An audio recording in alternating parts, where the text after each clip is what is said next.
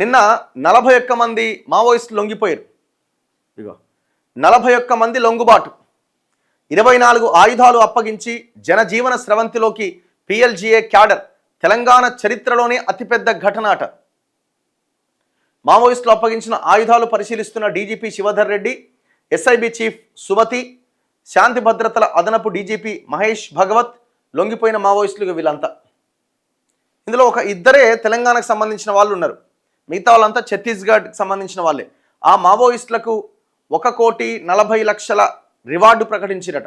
కేంద్రం ఇచ్చిన గడువు ముగిసిన ఆపరేషన్స్ కొనసాగుతాయి. డీజీపీ తెలంగాణ చరిత్రలో భారీ మావోయిస్టు లొంగుబాటు శుక్రవారం జరిగిందట. 41 మంది కీలక క్యాడర్ ఆయుధాలతో సహా DGP Shivadhar Reddy, intelligence chief Vijay Kumar, SIB chief Sumathi, శాంతి భద్రతల అదనపు డీజీపీ మహేష్ భగవత్, ఆసిఫాబాద్ ఏఎస్పీ చిత్తరంజన్ సమక్షంలో లొంగిపోయారు.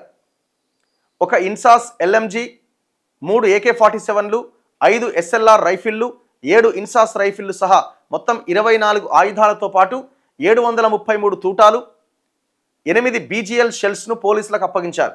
లొంగిపోయిన వారిలో people's liberation guerrilla army PLGA బెటాలియన్కు చెందిన 11 మంది ప్లాటూన్ కమిటీ, డివిజనల్ కమిటీ సభ్యులు, తెలంగాణ మావోయిస్టు పార్టీ కమిటీకి చెందిన 2nd సెంట్రల్ రీజనల్ కమాండ్ కంపెనీకి చెందిన 5గురు, చెర్లా శబరి ఏరియాకు చెందిన 4గురు, Dandakaranya special zonal committee south sub zonal బ్యూరోకు చెందిన ప్లాటూన్ 33 సభ్యులు 5గురు, సౌత్ బస్తర్ డివిజనల్ కమిటీకి చెందిన 9 మంది, దర్బా డివిజనల్ కమిటీకి చెందిన 4గురు, గంగలూరు ఏరియా కమిటీ ఏసీఎం లొంగిపోయారు. అలాగే కొమరంభీం, ఆసిఫాబాద్, మంచిర్యాల డివిజనల్ కమిటీ కార్యదర్శి Erragolla Ravi alias Santosh, urban area party సభ్యుడు కనికారపు ప్రభంజన్, వీళ్ళిద్దరున్నారు. లొంగిపోయిన వారిలో తెలంగాణకు చెందిన వాళ్ళు వీళ్ళిద్దరే. రవిది కామారెడ్డి జిల్లా ఆరేపల్లి, ప్రభంజన్ది మంచిర్యాల జిల్లా జన్నారం అట. సో వీళ్ళిద్దరు తెలుగు వాళ్ళు, మిగతా వాళ్ళంతా 39 మంది వాళ్ళే. సో ఇది మనం ఇప్పుడు కాదు, దాదాపు 4 రోజుల కిందనే చెప్పడం జరిగింది. దామోదర్ అలియాస్ బడే చొక్కారావు ఎవరైతే తెలంగాణ స్టేట్ చీఫ్ ఉన్నారో, స్టేట్ సెక్రటరీ ఉన్నారో, ఆయన లొంగిపోయిండు, పోలీసుల అదుపులో ఉన్నాడని వార్తలు వచ్చినాయి. సో మనం ఆనాడే చెప్పినాం 3 రోజుల కిందనే, లేదు ఆయన అసలు లొంగిపోలేదు, మనకున్న సమాచారం ప్రకారం అయితే ఆయన అసలు పట్టుకోలేదు, ఆయన లొంగిపోలేదు. ఎర్రగొల్ల రవి పేరు వినిపిస్తుంది అని మనం 3-4 డేస్ బ్యాకే చెప్పడం జరిగింది. సో ఆ రోజునే వాళ్ళు పోలీసుల అదుపులో ఉన్నారు అప్పటికే. కాకపోతే వీళ్ళు అంతా సెట్ చేసుకొని అంతా అయిన తర్వాత నిన్న డీజీపీ ఆఫీస్ దగ్గర మీడియా ముందు వాళ్ళని ప్రవేశపెట్టిండు. అయితే ఇప్పుడు ఓన్లీ వాళ్ళ తలల మీదనే రివార్డు కాదు, ఆయుధాలకు కూడా రివార్డు ఇస్తారట. ఆయుధాలకు కూడా బహుమానం. లొంగిపోయిన మావోయిస్టులకు హోదాల వారీగా రివార్డ్స్ ఇచ్చారు. డివిజనల్ కమిటీ సభ్యులకు 5 లక్షలు ఇచ్చారు. ఎవరు ఇప్పుడు ఆ రవికి, ఆ ప్రభంజన్ వీళ్ళకి 5 లక్షలు డివిజనల్ కమిటీ. ఏరియా కమిటీ సభ్యులకు 4 లక్షలు, పార్టీ సభ్యులకి ₹1,00,000 చొప్పున ఇవ్వబోతున్నట్టు డీజీపీ వెల్లడించారు. అదేవిధంగా ఆయుధాలు అప్పగించినందుకు కూడా నగదు ప్రోత్సాహకం ప్రకటించారు. ఎవరు మాట్లాడేది? డోరేసే. ఎల్ఎంజీకి 5 లక్షలు, AK-47కు 4 లక్షలు, ఇన్సాస్ రైఫిల్ SLRకు 2 లక్షలు, 303 రైఫిల్కు ₹1,00,000, 12 బోర్ ఆర్ సింగిల్ షాట్ గన్కు 30,000 చొప్పున ప్రకటించారట. అంటే గన్స్ ఇచ్చినా కూడా డబ్బులట. మొత్తంగా 1,46,00,000 ఇవ్వబోతున్నారట. మరోవైపు తక్షణ సహాయం కింద ఒక్కొక్కరికి 25,000 చొప్పున అందించారట. ఇక తెలంగాణ రాష్ట్ర కమిటీలో మొత్తం మిగిలింది ఇంకా 36 మందే, వాళ్ళు కూడా లొంగిపోండి అని డీజీపీ అడుగుతున్నాడు. రాష్ట్రంలో ఈ ఏడాది 509 మంది మావోయిస్టులు లొంగిపోయారు. ప్రస్తుతం తెలంగాణకు చెందిన 54 మంది అజ్ఞాతంలో ఉన్నారు. వీరిలో 48 మంది ఛత్తీస్గఢ్తో పాటు ఇతర రాష్ట్ర కమిటీలో పనిచేస్తున్నారు. మిగిలిన 6గురు తెలంగాణ కమిటీలో ఉన్నారు. వీరు కాకుండా కమిటీలో ఇతర రాష్ట్రాల వారు మరో 30 మంది మాత్రమే ఉన్నారు. ప్రస్తుతం మావోయిస్టు పార్టీ కేంద్ర కమిటీలో ఉన్న 7గురు నేతల్లో 5గురు తెలుగువారే ఉన్నారు. మావోయిస్టు పార్టీ నాయకత్వం క్షేత్రస్థాయి క్యాడర్ను తప్పుదోవ పట్టిస్తోంది. 2026 మార్చి నాటికి మావోయిస్టు సమస్యను నిర్మూలిస్తామని కేంద్రం గడువు విధించగా అప్పటి వరకు ఛత్తీస్గఢ్ విడిచి ఇతర ప్రాంతాలకు వెళ్లాలని చెబుతోంది. ఆ తర్వాత తిరిగి రావచ్చని నమ్మిస్తోంది. ఈ క్రమంలోనే క్యాడర్కి ఇష్టం లేకపోయినా ఆసిఫాబాద్ అడవుల్లోకి పంపించింది. స్థానిక పరిస్థితులు తెలియకపోవడంతో పాటు రేషన్ దొరక్కపోవడంతో వారు లొంగిపోయారు. మార్చి తర్వాత కూడా ఛత్తీస్గఢ్లో ఆపరేషన్లు ఆగవు. ఇంకా అజ్ఞాతంలో ఉన్న క్యాడర్ త్వరగా లొంగిపోవాలి.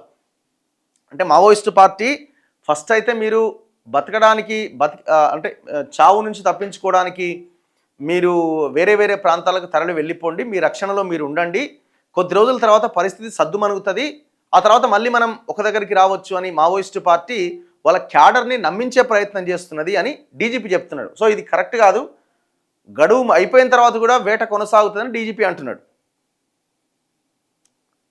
అయితే నిన్న ఆ ఫోటోలు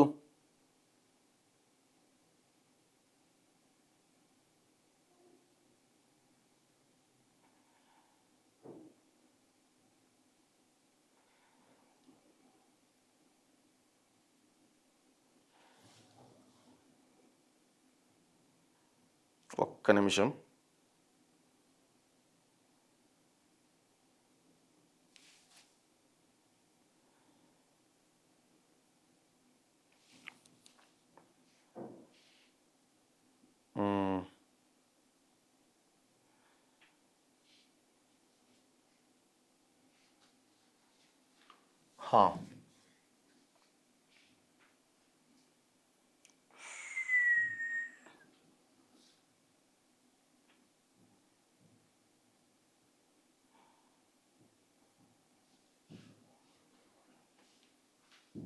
సో నిన్న ప్రెస్ రిలీజ్ పత్రికా ప్రకటన డీజీపీ ఇచ్చింది.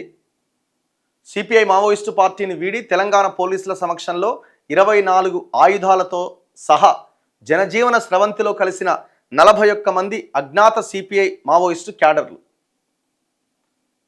సో ఎవరెవరు ఉన్నారు, ఎట్టెట్లా, ఎన్నెన్ని ఆయుధాలతో లొంగిపోయారు అన్నది టోటల్ డీటెయిల్స్ అనమాట ఇవన్నీ.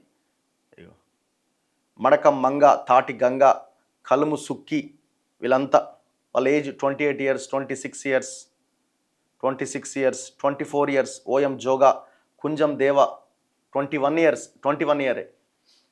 వీళ్ళంతా ఛత్తీస్గఢే. కోవాసి గంగి ఛత్తీస్గఢ్, ఏజ్ 21. పూనెం జ్యోతి 22 ఇయర్స్, ఛత్తీస్గఢ్, సుక్మా జిల్లా. మడకం జోగి 21 ఇయర్స్, ఛత్తీస్గఢ్ అమ్మాయి. మడకం సోని ఛత్తీస్గఢ్ 20 ఇయర్సే అమ్మాయే. దొడ్డి రామే మధుప్రియ, అమ్మాయి వయసు 20 సంవత్సరాలు, బీజాపూర్ జిల్లా, ఛత్తీస్గఢ్. పర్సం సుంబాడి సమిత అట, డాటర్ ఆఫ్ ఐతు, ఏజ్ 21 సంవత్సరాలు, బీజాపూర్ జిల్లా, ఛత్తీస్గఢ్. పార్టీ మెంబర్స్ వీళ్ళంతా. ఇక తెలంగాణకు సంబంధించిన వాళ్ళు వీళ్ళిద్దరు. ఎవరు వీళ్ళు?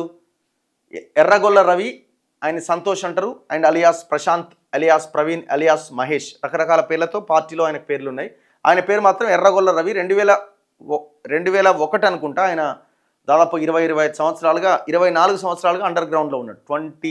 2001లో ఆయన వెళ్ళిండు అడవుల్లోకి. ఆయన వయసు 40 సంవత్సరాలు, అంటే దాదాపు 20 ఏళ్ళ వయసులో పోయిండు. 15 ఏళ్ళ వయసులోనే పోయిండు. ఆరేపల్లి గ్రామం వీళ్ళది, కామారెడ్డి జిల్లా, తెలంగాణ రాష్ట్రం. తనే, ఆయన ఫోటో కూడా కనబడుతున్నది, చూడొచ్చు మనం. నెక్స్ట్ కనికారపు ప్రభంజన్ అట, సన్ ఆఫ్ లక్ష్మీకాంతం, ఏజ్ 33 సంవత్సరాలు. ఎక్కడ వీళ్ళది? జన్నారం అట, మంచిర్యాల జిల్లా. ఇతను పార్టీ సభ్యుడు, అర్బన్ ఏరియా మరియు పీడిఎస్లో సభ్యుడు. వీళ్ళిద్దరే తెలంగాణ వాళ్ళు. ఇక మిగతా వాళ్ళలో కొర్సా లచ్చు అలియాస్ ప్రశాంత్, అలియాస్ యోగేష్ అట, 21 సంవత్సరాలుగా అండర్ గ్రౌండ్లో ఉన్నాడు. తనది ఛత్తీస్గఢ్ రాష్ట్రం. వెట్టి మంగి అలియాస్ సునీత, 14 ఏళ్ళుగా ఆమె అడవుల్లోనే ఉన్నది. ఆమె వయసు 24 సంవత్సరాలే, అంటే 10 ఏళ్ళ వయసులోనే ఆమె అడవుల్లోకి పోయిందట. ఆమె వయసు 24, ఆమె పోయి 14 ఏళ్ళట. మడకం సోమ్దా అలియాస్ రఘు అట, బీజాపూర్ జిల్లా, ఛత్తీస్గఢ్ ఇల్లది, 24 సంవత్సరాలు. సోడి సుక్కి, డాటర్ ఆఫ్ అడుమ, ఛత్తీస్గఢ్ రాష్ట్రం, సుక్మా జిల్లా, పార్టీ సభ్యురాలు, వయసు 21 సంవత్సరాలు. అంతా చిన్న చిన్న పిల్లలే. పూనెం సుక్కి రాధిక, 20 సంవత్సరాలు, ఛత్తీస్గఢ్. హేమ్లా బుద్రి, 25 సంవత్సరాలు, ఛత్తీస్గఢే. ముసాకి మంగు, ఛత్తీస్గఢ్, 26 ఇయర్స్. పూనెం సమ్మయ్య, 27 ఇయర్స్, ఛత్తీస్గఢే. వంజం లింగ అలియాస్ రాజు. ఇట్లా వీళ్ళంతా ఆల్మోస్ట్ మొత్తం 39 మంది వీళ్ళే. ఒక ఇద్దరు మాత్రమే తెలంగాణ వాళ్ళు. ఏమేం వెపన్స్ అన్నది ఇక్కడ కనబడుతున్నది చూడండి. వెపన్స్ 24 వెపన్స్, ఆయుధాలని కూడా అప్పగించడం జరిగింది. 733 తూటాలు కూడా ఉన్నాయట. 733 తూటాలు అండ్ 8 షెల్స్.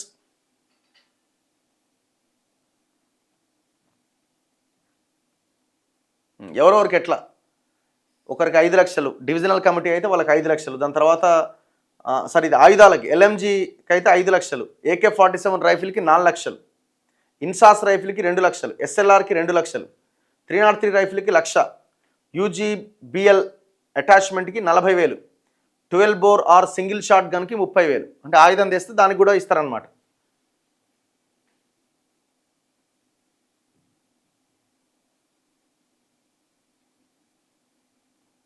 సో ఇట్లా నిన్న చాలామంది 40 మంది లొంగిపోయారు. చరిత్రలో ఫస్ట్ టైం అట.